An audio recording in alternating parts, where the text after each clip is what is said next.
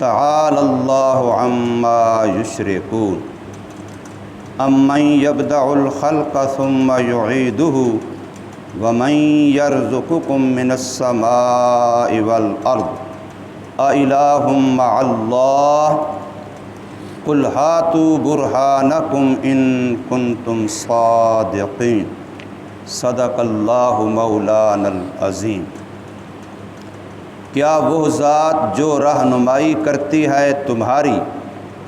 خشکی اور تری کے اندھیروں میں، اور وہ ذات جو بھیجتی ہے ہواؤں کو خوشخبری دینے والی رحمت کی بارشوں سے پہلے، کیا ہے کوئی معبود اللہ کے ساتھ؟ بلند و بالا ہے اللہ ان چیزوں سے جن کو وہ شریک بناتے ہیں۔ کیا وہ ذات جس نے پہلی دفعہ پیدا کیا مخلوق کو پھر دوبارہ لوٹائے گی اسی کو، اور وہ ذات جو روزی دیتی ہے تم کو آسمانوں سے اور زمین سے، کیا ہے کوئی معبود اللہ کے ساتھ؟ کہہ دیجئے لے آؤ تم اپنی دلیل اگر ہو تم سچے۔ سورہ نمل کی آیت نمبر 63 اور 64 آپ حضرات کے سامنے پڑھی گئی اور ترجمہ ہوا ہے۔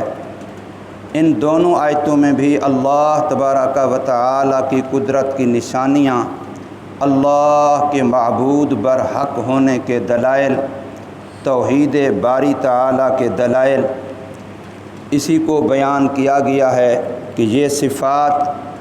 اور یہ کام صرف اور صرف اللہ ہی کے ہیں۔ اللہ کے علاوہ کوئی ذات اور ایسی نہیں ہے جس کو یہ اختیارات ہوں۔ جب کوئی ذات ان صفات کی اور ان کاموں کو کر سکنے والی نہیں ہے تو پھر عبادت کے لائق بھی، شور و پکار کے لائق بھی، نظر و نیاز کے لائق بھی، حاجت روائی کرنے والا بھی صرف اور صرف اللہ ہی ہے۔ تو خالق کائنات نے ارشاد فرمایا کہ انسان خشکی کے راستوں میں چل رہا ہوتا ہے، بسا اوقات جنگل بیابان ہے، اندھیرا ہے، کوئی پتہ نہیں صحیح سمت پہ جا رہا ہوں یا نہیں، بسا اوقات جہت کا پتہ بھی نہیں چلتا کہ مشرق مغرب شمال جنوب کدھر ہیں۔ تو پھر اللہ نے آسمان کے ستاروں کا نظام ایسا بنایا کہ بندہ انہی کو دیکھ کے ان ساری چیزوں کو معلوم کرتا ہے۔ حتیٰ کہ اوقات کا علم بھی ستاروں سے ہوتا ہے کہ دیکھ کر کے پتہ چلتا ہے کہ اس وقت فلاں ستارہ فلاں جگہ پر۔ پرانے زمانے میں لوگ انہی چیزوں سے، ستاروں سے رات کے حصوں کا پتہ چلاتے تھے کہ اب آدھی رات گزر گئی ہے، چوتھائی گزر گئی ہے، چوتھائی باقی ہے۔ بلکہ بیل وغیرہ لوگ جو کنووں پر استعمال کرتے تھے پانی سینچنے کے لیے، تو وہ اپنے اپنے حصے اور پہر جو بیلوں کے مقرر ہوتے کام پر لگے ہوئے چلنے کے لیے، تو وہ اسی کو دیکھ کر کے اندازے لگاتے تھے اور وہ صحیح ان کے اندازے ہوتے تھے۔ تو اللہ تبارک و تعالی نے خشکی کے اندر بھی، جنگل بیابان کے اندر بھی اگر جہت کا پتہ نہیں چل رہا، راستے کا پتہ نہیں چل رہا، وقت کا پتہ نہیں چل رہا، تو اللہ نے ستاروں کا نظام ایسا بنایا کہ جو لوگ تھوڑا سا ان کی طرف توجہ کرتے ہیں اور ان چیزوں کو جانتے ہیں تو وہ پتہ چلتا ہے کہ فلاں وقت فلاں ستارہ اس جگہ ہوتا ہے، فلاں وقت اس جگہ ہوتا ہے، سردیوں کے لحاظ سے، گرمیوں کے لحاظ سے، اور رات کے اوقات کے لحاظ سے، پھر جہت کے لحاظ سے بھی۔ تو اللہ اس کی وجہ سے ہماری راہیں کھولتے ہیں اور ہماری رہنمائی فرماتے ہیں۔ ایسے ہی اگر سمندر کے اندر، کشتیوں کے اندر، بحری جہازوں کے اندر، وہاں انسان کا معاملہ ہے، جہت کا پتہ نہیں چل رہا، راستے کا پتہ نہیں چل رہا، تو وہ فرمایا کہ وہاں بھی اللہ تبارک و تعالی تمہاری رہنمائی فرماتے ہیں۔ ایک تو ان نشانیوں کے لحاظ سے جو میں نے عرض کی، ستاروں کے لحاظ سے، اور دوسرا یہ کہ آخر عقل کس نے دی ہے،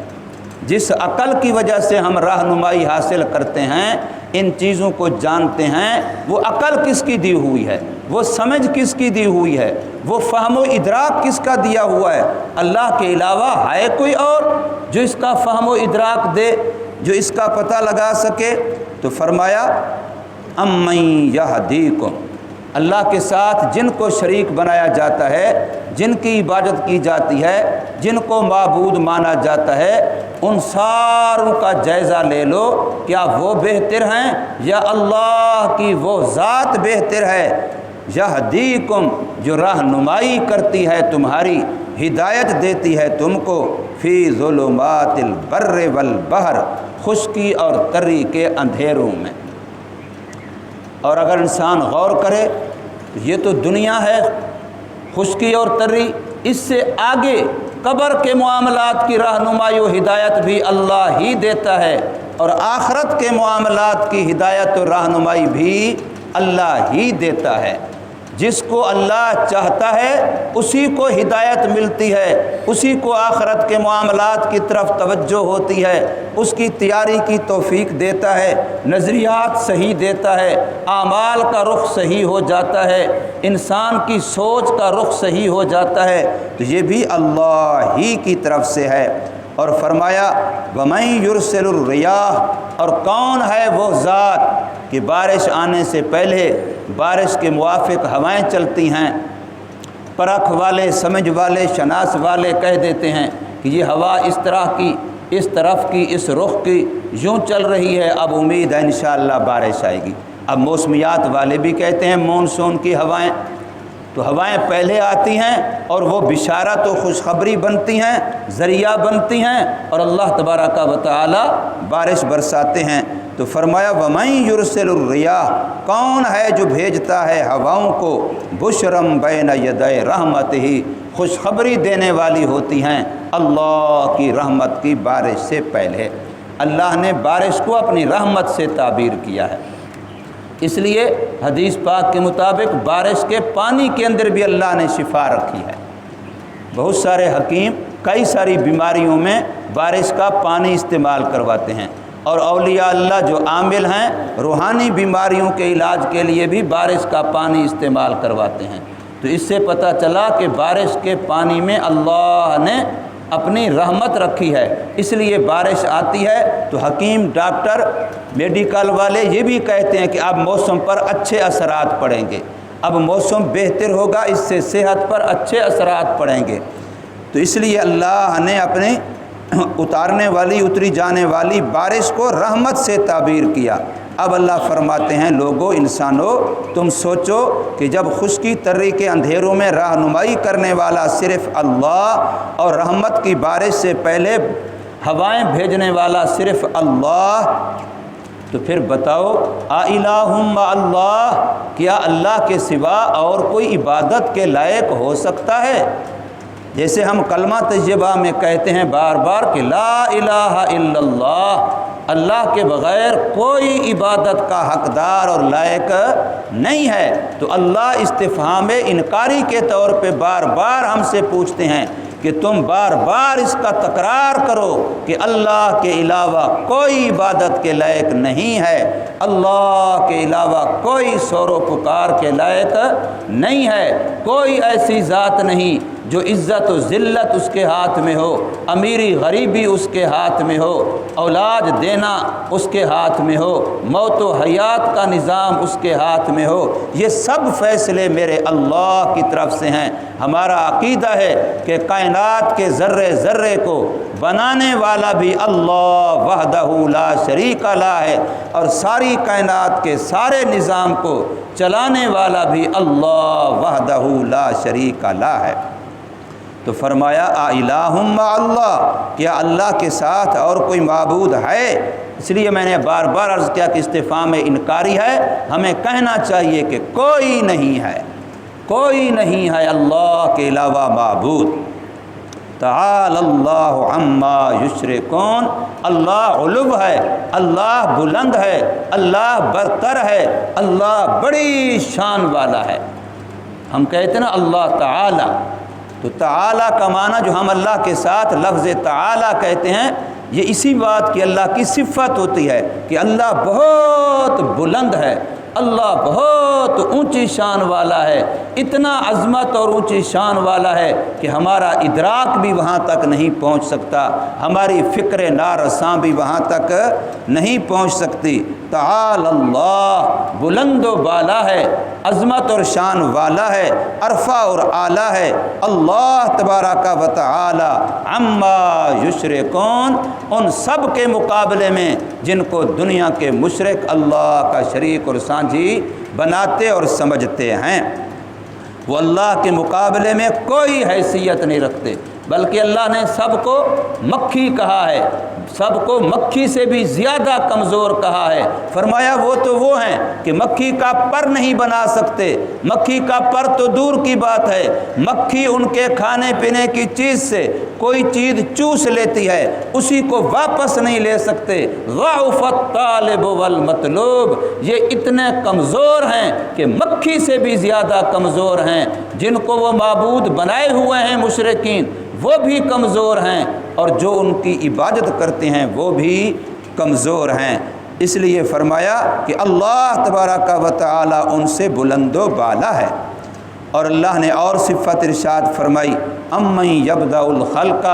جن کو مخلوق اللہ کا سانجھی شریک سمجھ کے سور و پکار کرتی ہے، کیا وہ زیادہ بہتر ہیں یا وہ اللہ جس نے ابتداءً بغیر کسی مادے کے، بغیر کسی مٹیالر کے، بغیر کسی نمونے کے ساری کائنات کو بنایا؟ اتنا بڑا آسمانوں کا نظام، اتنا بڑا زمینوں کا نظام، پہاڑوں کا نظام، چاند تاروں کا نظام، اتنا بڑا نظام جس نے بغیر کسی سابقہ نقشے کے، بغیر کسی مادے و مٹیالر کے، بغیر کسی کے تعاون اور مدد کے، مشورے کے، محض اپنے اکیلے قدرت سے بنایا، اور عالم امر کو کلمہ کن سے بنایا، اور عالم خلق کو ہمیں تدریج کی تعلیم دینے کے لیے آہستہ آہستہ بنایا۔ تو فرمایا امن یبدأ الخلق، کیا وہ ذات جس نے ابتداءً پیدا کیا مخلوق کو، ثم یعیدہ، پھر دوبارہ بھی وہی اللہ لوٹائے گا۔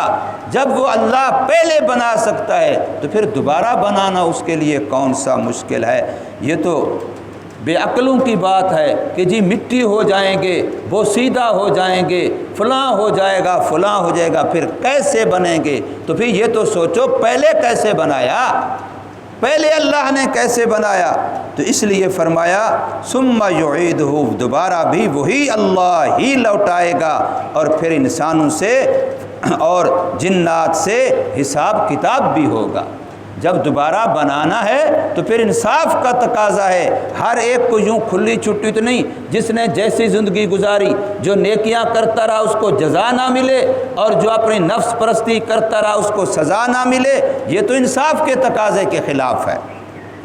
اس لیے فرمایا جب دوبارہ بنائے گا تو پھر دوبارہ بنانے کے بعد حساب کتاب بھی ہوگا، اللہ کے سامنے پیشی بھی ہوگی، اور نیکی کرنے والے کا اعزاز بھی ہوگا، انعام و اکرام بھی ہوگا، اللہ کی رضا اور خوشنودی کا پروانہ بھی ملے گا، اور جنت جیسی اللہ کا تیار کی ہوئی نعمتیں و دسترخوان وہ بھی ملیں گے، اور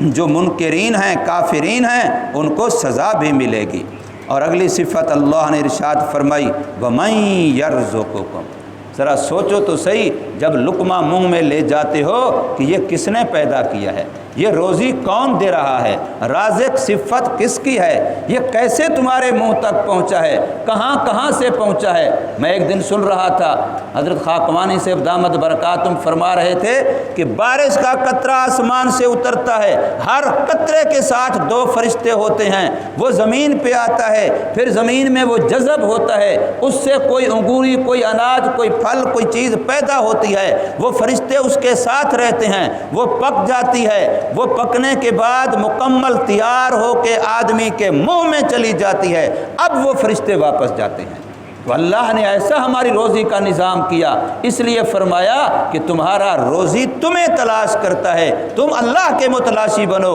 روزی کے پیچھے نہ بھاگو کہ اس روزی کی وجہ سے نماز بھی جائے، دین بھی جائے، نماز کے شریعت کے احکام بھی جائیں۔ فرمایا ایسا روزی نہیں، روزی کے پیچھے مارے مارے نہ بھاگو، روزی تو تمہیں تلاش کرتا ہے۔ حدیث پاک ہے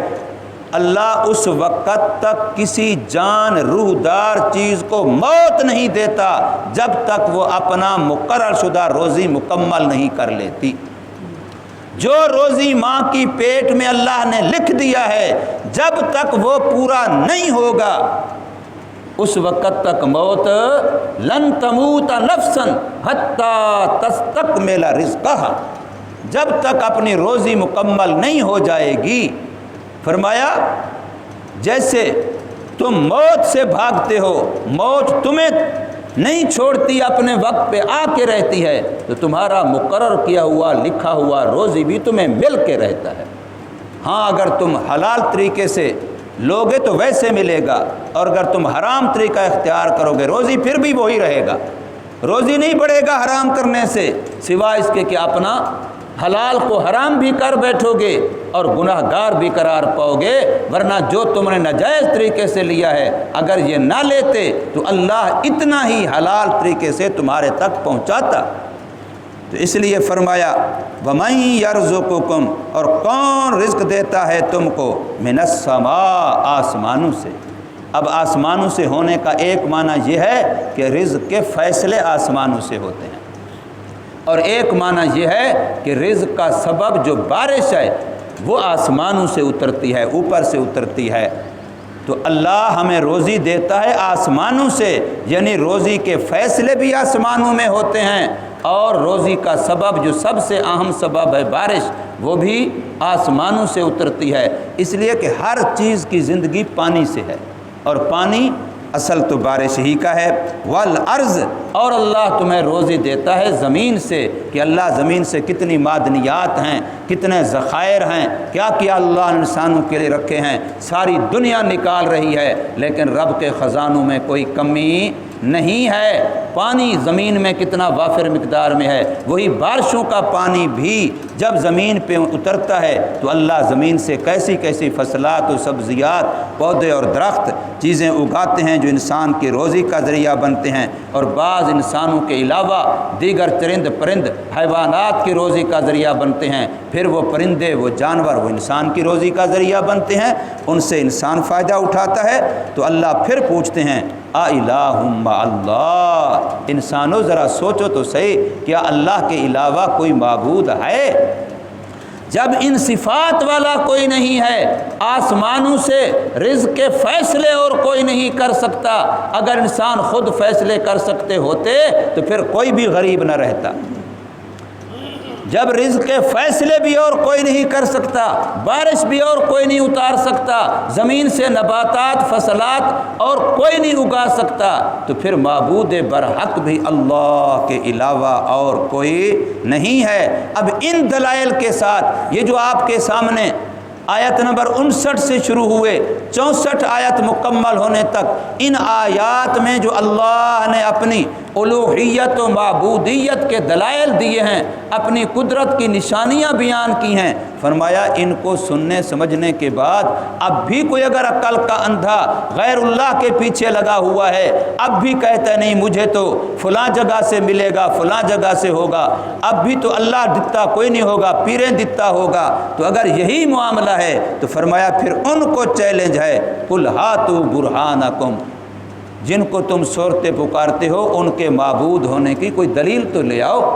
یہ دلائل ہیں اللہ کے معبود برحق ہونے کے، پھر ان کے لیے کوئی دلیل تو لے آؤ، ان کنتم صادقین، اگر تم اپنے دعوے میں سچے ہو۔ بالکل اللہ نے انہی الفاظ میں چیلنج کیا تھا منکرین قرآن کو، جو کہتے تھے قرآن انسان کا کلام ہے، خود انسانوں کا بنایا ہوا ہے، تو اللہ نے ان کو بھی یہی چیلنج دیا تھا کہ اگر تم انسان کا کلام قرآن کو کہتے ہو تو پھر لے آؤ اس جیسی کوئی آیت، اگر سچے ہو تو کوئی ایک چھوٹی سی چھوٹی صورت بنا کے لے آؤ۔ تو یہاں بھی اللہ نے فرمایا کہ یہ دلائل تو ہیں اللہ کے خالق مالک رازق ہونے کے، اگر تمہاری تسلی اب بھی نہیں ہو رہی تو پھر تمہیں دعوت ہے ہاتوا برہانکم، اپنے عقیدے نظریے پر کوئی دلیل لے آؤ، ان کنتم صادقین، اگر تم اپنے ذام و خیالات میں اپنے عقائد میں سچے ہو تو۔ لیکن نہ آج تک 1400 سال گزرے قرآن کے چیلنج کو کسی نے قبول کیا، اور نہ قیامت تک کوئی قبول کر